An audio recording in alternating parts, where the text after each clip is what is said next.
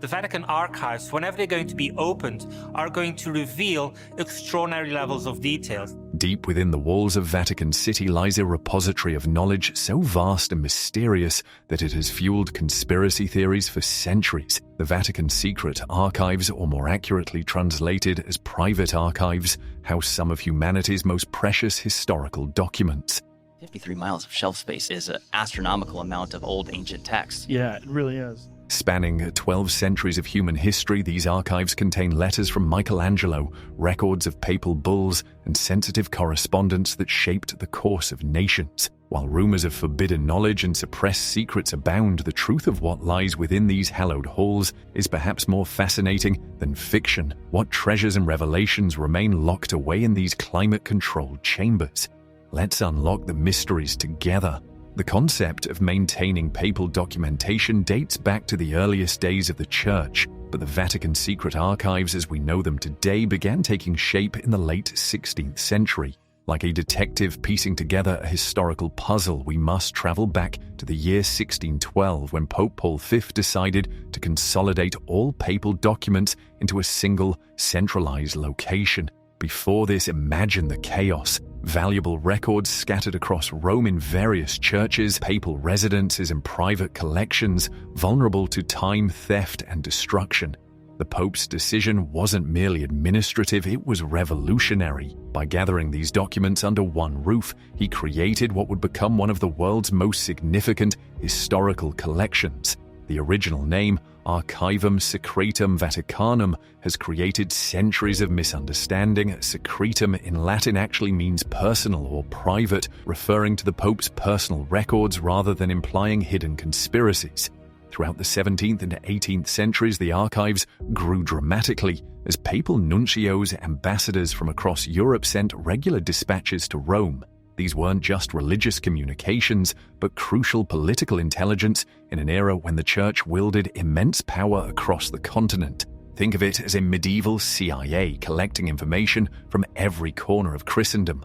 The archives survived the tumultuous periods of European history.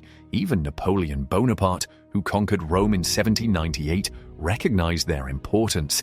He had the entire collection transported to Paris, requiring 3,239 crates to move these precious documents. Following Napoleon's defeat, the archives were returned to Vatican City, though not without some losses along the way. The vast collection hidden away. But to truly appreciate what lies within the Vatican Secret Archives, you need to grasp the sheer scale of this historical treasure trove. Picture this. If you were to lay out all the shelving in the archives end to end, it would stretch for an astonishing 53 miles, roughly the distance from Rome to Naples. Within these stacks rest more than 35,000 volumes of catalogues, over 600 distinct archival collections, and documents dating from the 8th century to modern times. The physical space itself is equally impressive. Hidden beneath Vatican City, the main storage area was constructed between 1980 and 1984 to exacting specifications. Climate-controlled chambers maintain precise temperature and humidity levels to preserve fragile parchment and paper. The archives occupy multiple floors, including 3 underground bunker-like levels designed to protect these irreplaceable materials from environmental damage, natural disasters, and even armed conflict. What's most remarkable is the diversity of materials housed within. We're not just talking about papal bulls and church records, though these certainly form the backbone of the collection. You'll find diplomatic correspondence between the Vatican and virtually every significant ruler in European history, from Charlemagne to Queen Elizabeth II. There are letters from sultans and emperors, peace treaties that shaped modern Europe, and records from distant missionary outposts detailing cultures now lost to time. The oldest document dates back to the end of the 8th century, a letter from Charlemagne's court. The archives also contain materials written on everything from delicate papyrus to parchment, paper, and even silk. Documents come in countless languages, including Latin, Greek, various European tongues, and even early examples of indigenous American and Asian scripts brought back by missionaries. Each year, the collection grows larger as more recent papal documents reach the age where they're transferred to the archives. Think about it, this is a living archive that continues to expand, documenting the ongoing role of one of the world's oldest continuous institutions. While much attention focuses on the ancient materials, historians of modern times will one day mine the archive's 20th and 21st century documents to understand our own era. Notable historical documents discovered. Among the countless shelves of documents, certain manuscripts stand out for their profound historical significance. Perhaps none is more famous than the records of Galileo Galilei's trial in 1633. These papers reveal in exquisite detail how the Catholic Church confronted one of history's greatest scientific minds over his support of the Copernican theory that the Earth revolves around the Sun. The trial documents include Galileo's defense, witness testimonies, and ultimately his forced recantation under threat of torture. Reading these pages, you can almost feel the tension between emerging scientific understanding and religious doctrine that define this pivotal moment in intellectual history. Equally fascinating are the letters regarding King Henry V's request for an annulment of his marriage to Catherine of Aragon, a denial that would ultimately lead to England's break from the Catholic Church. The correspondence doesn't just contain theological arguments, but reveals the political maneuvering, diplomatic pressures, and personal appeals that surrounded this world-changing decision.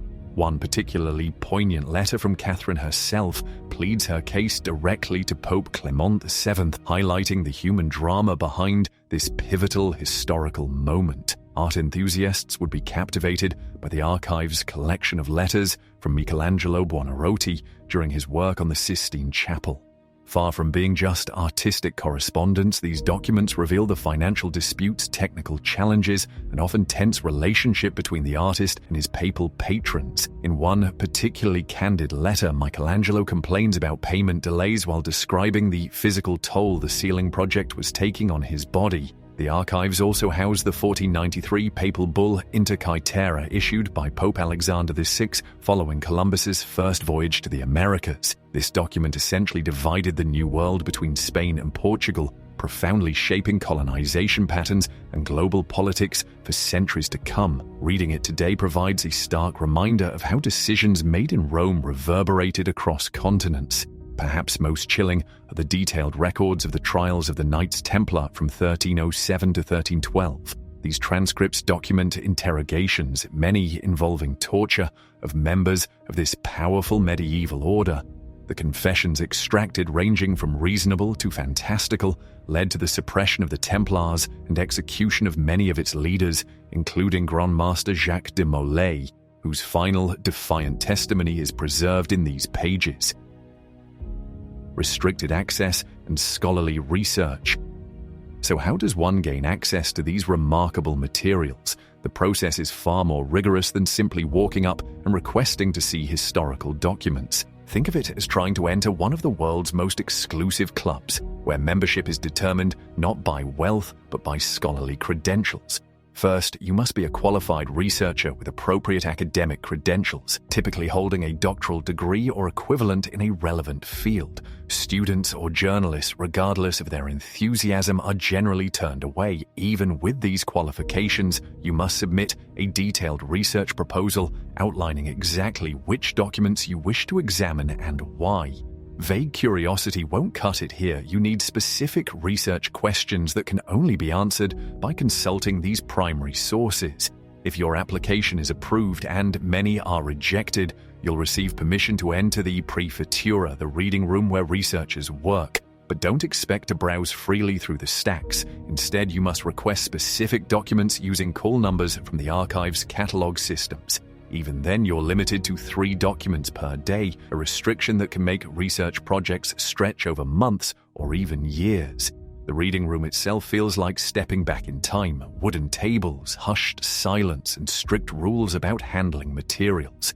No pens allowed, only pencils. No photography until recently, when limited digital photography was permitted for research purposes.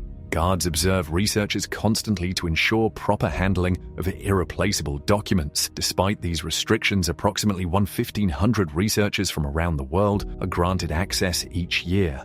They work in the silent reading room surrounded by centuries of history.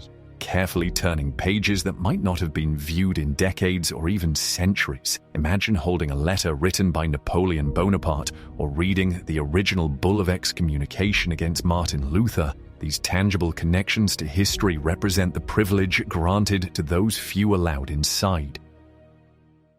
The digital Vatican, modern preservation. But the Vatican archives aren't frozen in time. In recent years, they've undergone a remarkable transformation as ancient meets cutting edge in an ambitious digitization project. Imagine the challenge. How do you preserve documents that have survived for centuries while making them accessible to modern researchers? The answer lies in technology that would have seemed like magic to the medieval scribes who created many of these texts. The digitization process itself is painstaking. Specialized cameras capture high-resolution images of each document, not just standard photographs but multispectral imaging that can reveal text invisible to the naked eye. Faded ink, water damage, and even deliberate erasures can sometimes be recovered through these techniques. For particularly delicate materials, custom scanning stations have been designed that minimize handling and exposure to light. Each digital image is then meticulously tagged with metadata, information about the document's origin, date, content, and physical characteristics. This creates a searchable database that allows researchers to find connections between documents that might have remained hidden for centuries. Imagine discovering that two seemingly unrelated letters physically stored in different sections of the archives were actually part of the same diplomatic exchange. The digital system makes such connections possible. The preservation challenge goes beyond digitization. The physical documents themselves require constant attention. The Vatican has invested in advanced climate control systems that maintain precise temperature and humidity levels throughout the storage areas. Specialized containers protect particularly vulnerable materials from environmental damage. Even the lighting in research areas is designed to minimize exposure to harmful UV rays. Perhaps most impressive is the disaster preparedness built into the modern archives. Underground storage areas are designed to withstand earthquakes, flooding, and even armed conflict. Backup systems ensure that even during power outages, the climate controls continue functioning, and the digital copies themselves are stored in multiple secure locations, creating redundancy that ensures these historical treasures will survive even catastrophic events. This digital transformation has gradually opened new possibilities for access. While physically visiting the archives remains restricted to credentialed scholars, certain digitized collections have been made available online to wider audiences. The DigiVat portal provides free access to select manuscripts, allowing anyone with an internet connection to examine materials that were once viewable only by a privileged few within Vatican City. The mysterious Codex Vaticanus.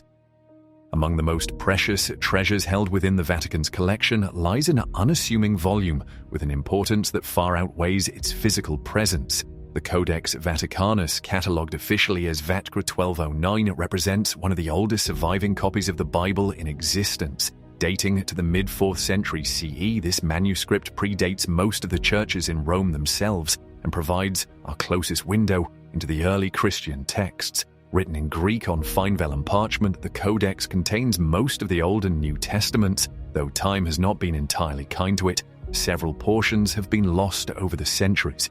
What makes it particularly fascinating to biblical scholars is how it differs from later biblical manuscripts. The differences are subtle but significant: variant readings, missing verses, and textual arrangements that challenge our understanding of how the Bible evolved over time.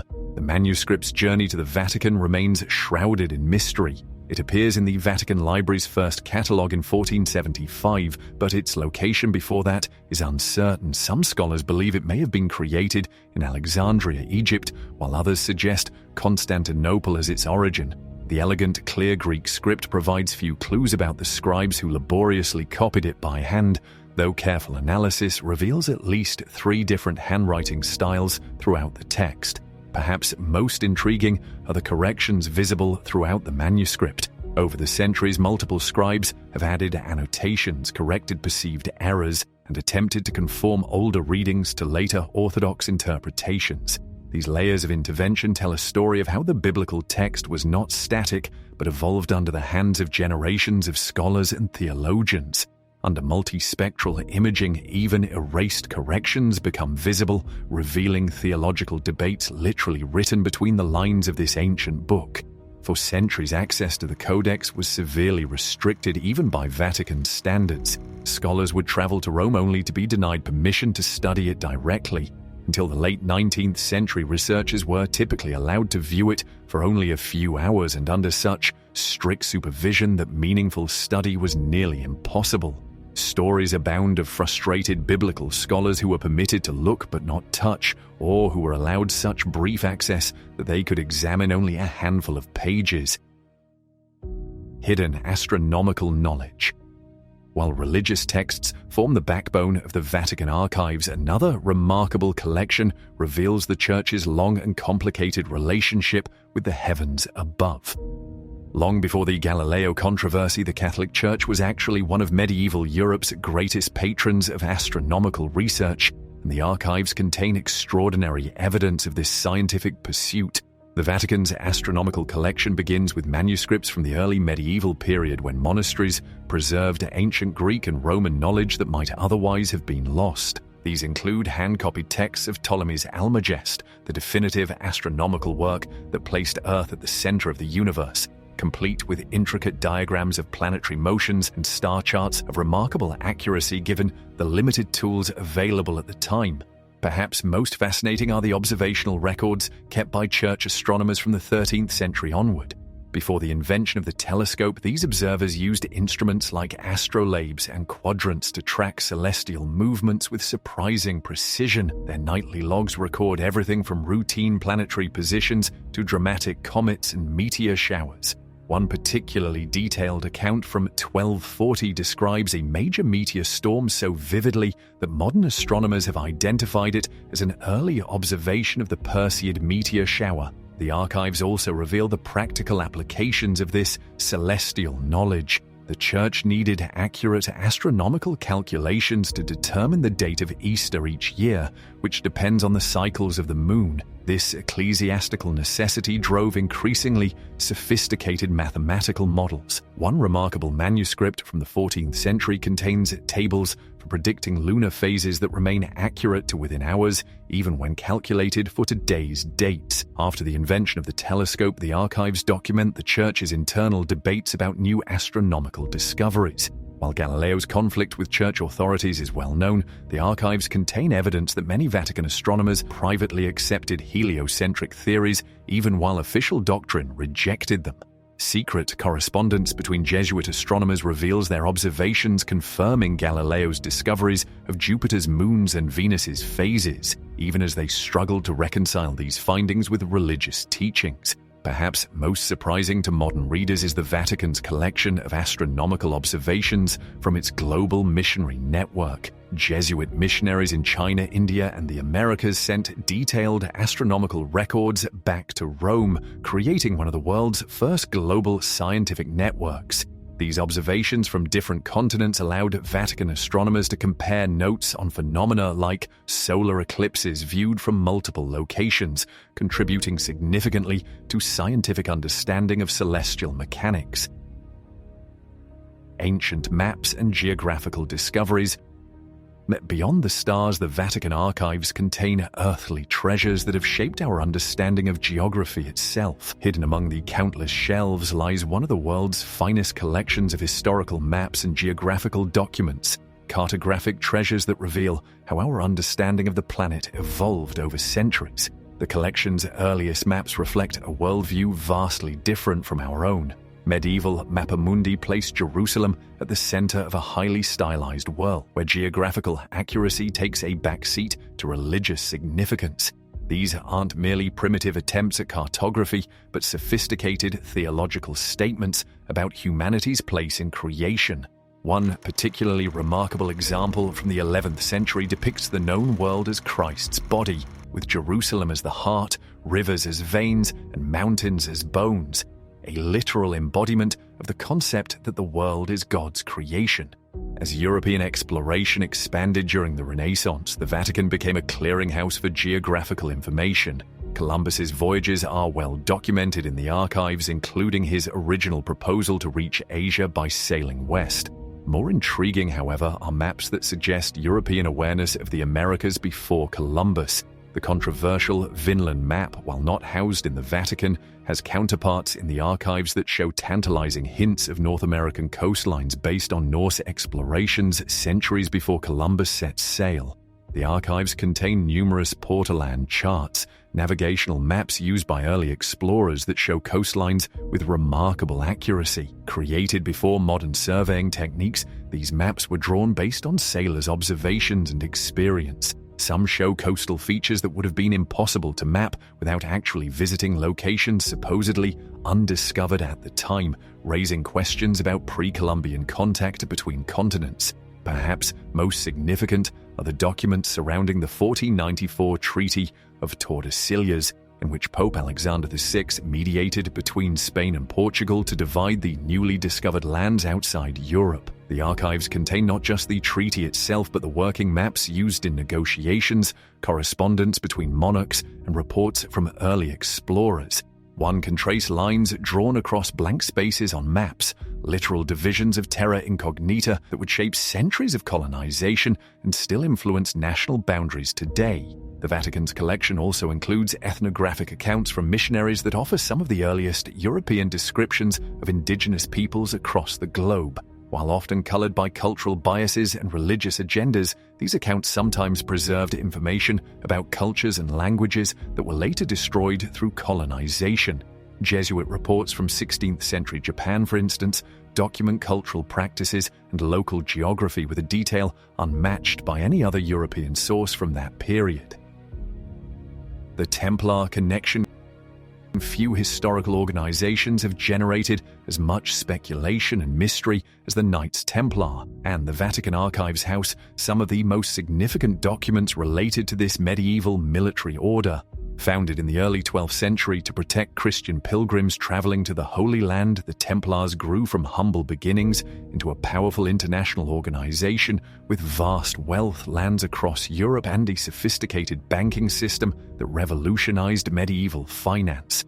Their dramatic fall is documented in excruciating detail within the archives. In 1307, King Philip of France, deeply in debt to the Templars and coveting their wealth, orchestrated a series of dawn raids across France, arresting Templar knights on charges of heresy, blasphemy, and various obscene practices. The archives contain the actual arrest orders, including the secret instructions to local officials that the arrests should occur simultaneously to prevent warnings from spreading. Most chilling are the interrogation records preserved from these trials. The archives hold transcripts of testimonies extracted under torture in which knights confessed to spitting on the cross, denying Christ, and engaging in indecent rituals during their initiation ceremonies. Reading these centuries-old confessions, one can almost hear the screams behind the carefully recorded words. Marginal notes indicate when confessions were obtained post-tormentum, after torture, versus those given freely. The correspondence between King Philip and Pope Clement V reveals the political pressure placed on the papacy to condemn the order. The Pope, himself a Frenchman and largely dependent on Philip's support, found himself in an impossible position. The archives contain his private letters expressing doubt about the guilt of the Templars, even as public documents move toward their condemnation. This behind-the-scenes glimpse reveals the complex political calculations that ultimately led to the papal bull Vox in Excelso in 1312, which officially dissolved the Templar order. Perhaps most poignant is the transcript of the final statement by Jacques de Molay, the last Grand Master of the Templars. After years of imprisonment and torture, de Molay retracted his forced confession and proclaimed the order's innocence before being burned at the stake in Paris in 1314. His reported final words, calling both King Philip and Pope Clement to join him before God's judgment within a year, both died within that time frame, added a supernatural element to the Templar legend that endures today. Correspondence with historical figures. The personal correspondence section of the Vatican archives reads like a who's who of global history.